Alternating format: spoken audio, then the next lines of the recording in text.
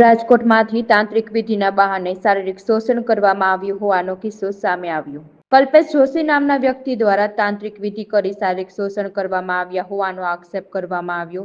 મવડી વિસ્તારમાં રહેતા વ્યક્તિ દ્વારા તાંત્રિક વિધિના નામે શારીરિક શોષણ કર્યું। તાલુકા પોલીસ સ્ટેશન ખાતે અરજી કરી હોવા છતાં કોઈ કાર્યવાહી નથી કરાઈ તેવો આક્ષેપો કરવામાં આવ્યા।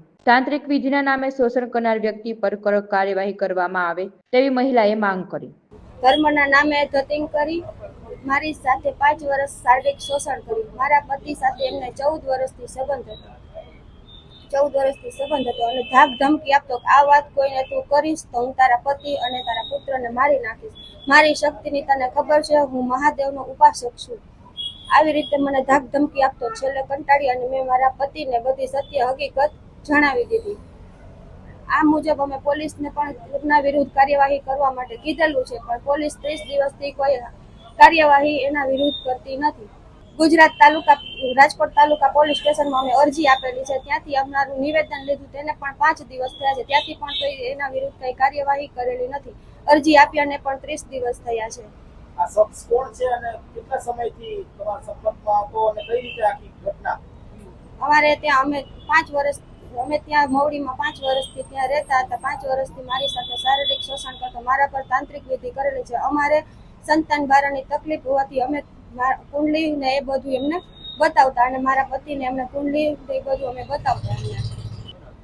કલ્પેશભાઈ જોશી મારા પતિને એમની સાથે 14 વર્ષથી સંબંધ હતો।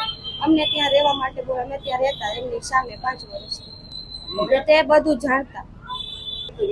એ મને દીકરી કહેતો કે એની ઉંમર 47 કે 48 વર્ષ, તું મારી દીકરી છે। મારા પતિ પણ તેમને બધી કુંડલી અને એ બધું એમને બતાવતા અને એમણે કીધું કે સંતાન બારાની તકલીફ છે। પછી એમને મને આ વાત કરી અને મારા ઉપર તાંત્રિક વિધિ કરી અને મારું શારીરિક શોષણ કર્યું। તાંત્રિક વિધિ કઈ રીતે કરવામાં આવી તમારે?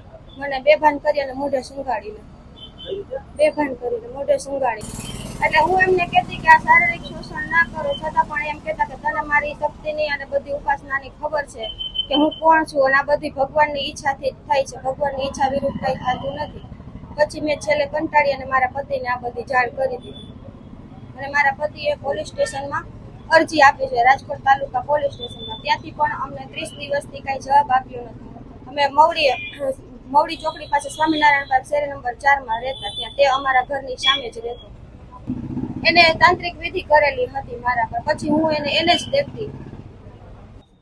મારે એ બ્રાહ્મણ હારે 14 વર્ષથી સંબંધ હતો।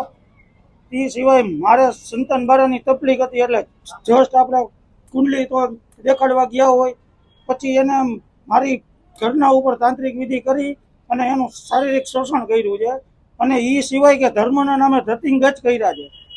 મારું કહેવાનું એક જ છે કે હું તો હલવાઈ ગયો હતો એમાં, પણ બીજા ન સલવાય અને બીજા એની આટીએ ન આવે એટલે જ આ ઇન્ટરવ્યુ દેવાનું મેન કારણ જ એ છે અમારું।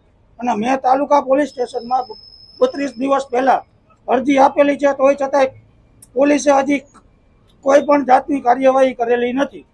તો આનું કારણ શું?